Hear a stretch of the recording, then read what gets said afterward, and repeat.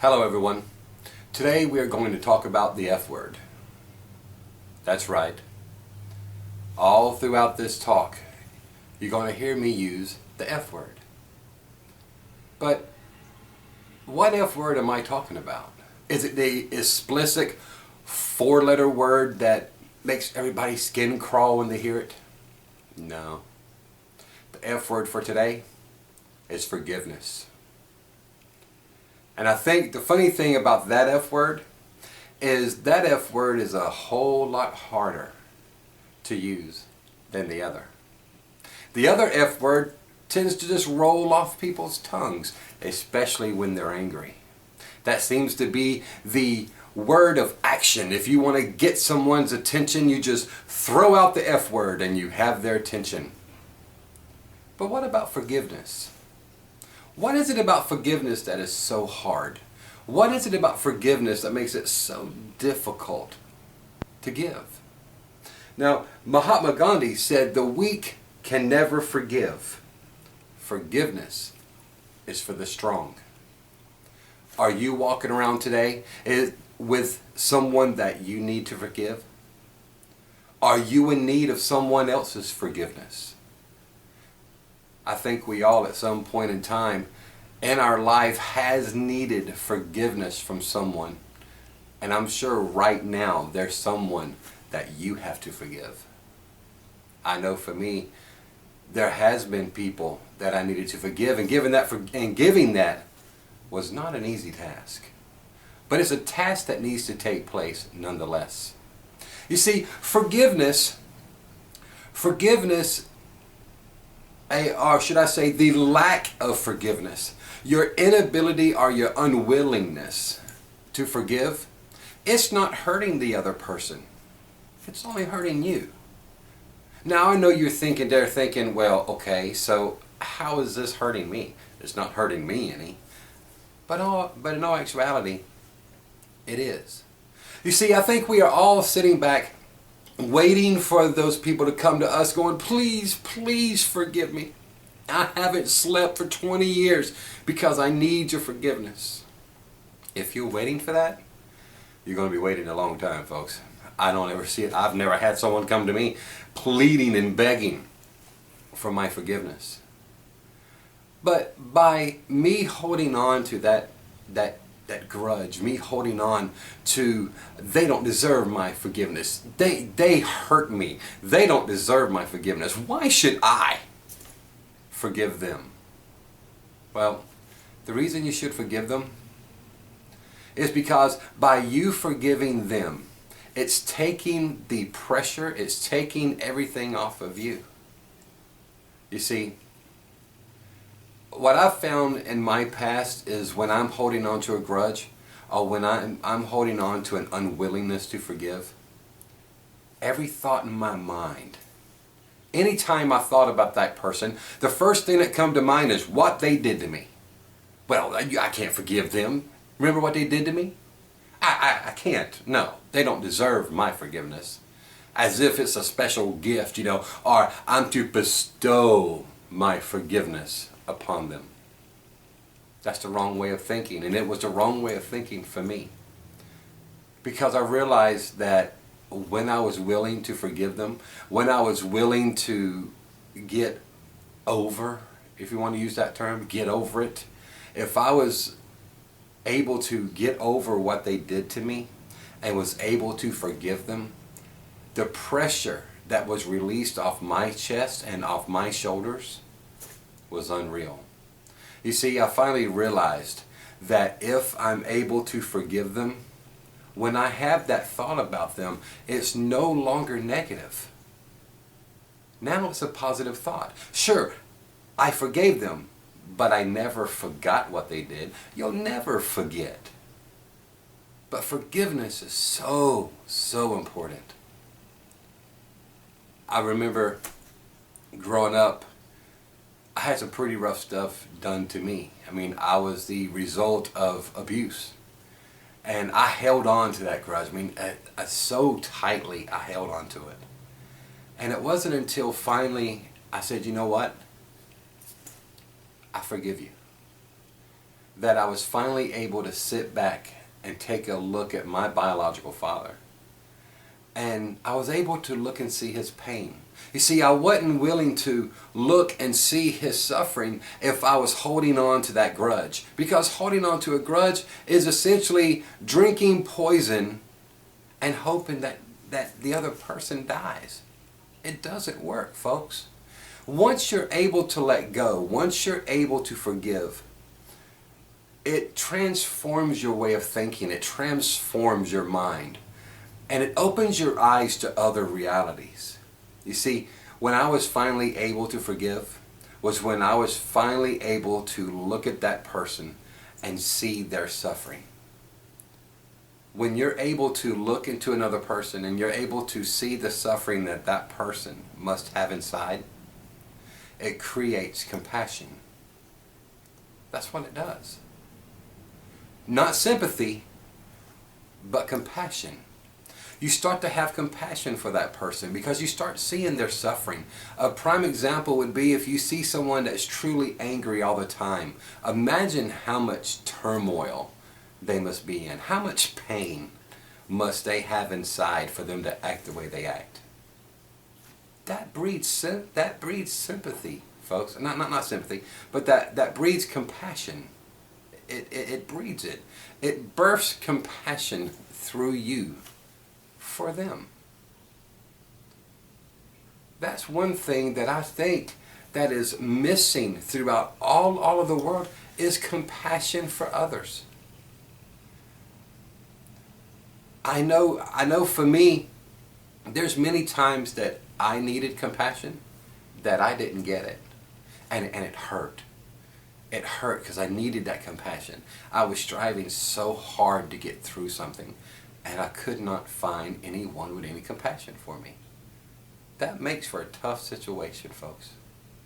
So, once you're able to forgive, once you're able to get past the shortcomings of that other person, once you're able to push all the differences aside, and able to look at that person through eyes of loving kindness, eyes of compassion, you start seeing the true person. Because you have to understand that the anger and everything else is an outer projection. They're doing everything they can to take all the attention away from their pain, away from their suffering. If they can take it and transform it into anger, you do not see that compassion. You see them as an angry person. And then another thing that happens is when you see them as an angry person, you push them away, or you retract from them. And a lot of times that's the exact opposite of what they want. Usually they're hurting so badly that instead of pushing them away or retracting yourself from them, you need to be able to walk up to them and embrace them. Not so much put your arms physically around them, but in your heart and in your mind, embrace them. Feel their pain. Feel their suffering. Because once you're able to feel those things, you start having compassion. Compassion is so important when it comes to forgiveness. You can't forgive until you feel compassion. Now, you can. I mean, it's very easy to say, I forgive you. Okay, whatever. I forgive you. But it's just empty words. It's when you start feeling that forgiveness. It's when you're able to open your heart and open your mind to that person that you can truly forgive. I was raised a Christian, and I remember going to my parents' church and listening to the pastors teach about forgiveness. We need to pray and ask forgiveness.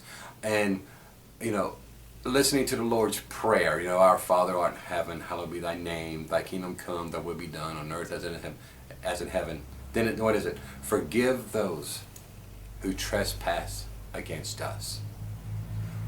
Why is it that we have two different spiritual traditions?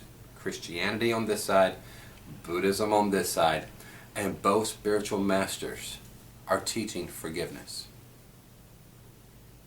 Because they both understand that before you can ever go to the next level, before you can ever advance in your spiritual practice, you must forgive. And for most people, the person that you must forgive, the very first person, is yourself. You must forgive yourself.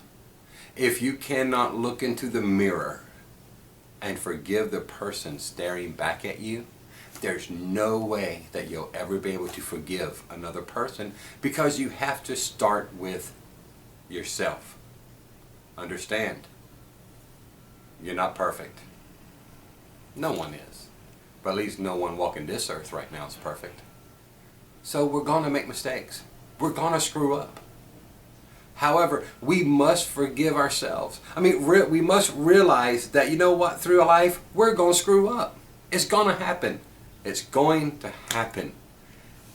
Every day, some way, shape, or form, I screw up. Sometimes I screw up in my speech. Sometimes I screw up in my actions. And a lot of times, I screw up in my thoughts. And those are the three main Buddhist principles: thoughts, words, and actions. And sometimes I screw up on all three in one day. I'll give you a prime example of one of my screw-ups. I'm not ashamed to share it. I'll give you one example. I was coming out of a convenience store, and I saw someone in ratty clothes. It looked like they hadn't combed their hair in days. And instantly in my mind, I thought, good Lord, didn't they check the mirror? And right at that moment, I instantly felt regret. Instantly, I felt regret. And instantly, in my own mind, I criticized myself and said, how dare you judge that person? Maybe that's the only clothes they have. Maybe they don't have a mirror to look into. So who are you to judge that person? And I instantly felt regret. And even though I felt that regret, I still have to deep down forgive myself for screwing up. And tell myself, okay, I'm going to try to be more mindful. I'm going to try to do the right thing. And I'm going to try to not judge anyone, not be so critical about everyone else. Because that's the problem that I think most of us have, is we're so busy judging others. I believe it was Jesus that said, how can you take the speck out of your brother's eye if you don't take the log out of your own? That's a very good point, folks. Very good point. Judging others says, I'm better than you. Judging others says, I'm sinless and you're a sinner. Judging others is basically putting yourself above them. I am above. You are below. Another one of Jesus' teachings was, judge not, unless ye be judged. We have to come to a point, folks. Instead of judging, instead of pointing fingers, we need to get to the point to where we have compassion for every living being. And by having that compassion, we can find the F word. We can find forgiveness for them. It's not easy, folks. It's not easy, and it's a challenge. And it's a challenge every single day. But I believe that if you were to put forth the effort, if you could reach down deep within your soul, reach down deep within your heart, and open your eyes to that person's pain. Open your eyes to that person's suffering. I think that you would be able to forgive your worst enemy. Matter of fact, I know you can. But you have to want to do it. You have to have the drive. You have to be willing to push your ego aside and do it. Don't sit back and wait. Don't sit back and wait for that person to come running to you. Oh, please, please forgive me. It's not going to happen. It's not going to happen. So, it's up to you to put forth the effort. And you know what? I'm not saying you have to go up to that person and go, hey, I just want to let you know I forgive you. Okay? Because chances are that person don't even remember what you're forgiving him for. That person probably hasn't given that one thought. In 20 years, that person has never once thought about what they did to you. And I think by you going up to that person and going, hey, I just want to let you know, I forgive you for what you did for me 27 years ago. I forgive you for what you did to me. No, you don't have to go up to that person. What you do have to do is bring that person to mind. And in your heart, say, I forgive you. And feel it and mean it. You don't have to do it face to face. Just by going into your mind and going into your heart and saying, I forgive you, that's more than enough. Because remember, forgiving them is not helping them. It's helping you. So, for your sake, find a way. Okay? Find a way to make the F word a realism in your life. Find a way to make the F word an everyday reality for you. Start with the person in the mirror. And that's the hardest one. But I promise you, if you can get past the person in the mirror, you can forgive anyone else on this planet. You can forgive them for anything. But you must start with you. I want to thank you for watching. I hope that you have a terrific week. I hope that you have a life filled with happiness, a life that is free from suffering and all the causes of suffering. May your life be surrounded with peace, and may your life be surrounded with love. Once again, my name is Tenzin Choedrak. Thanks for watching. Goodbye.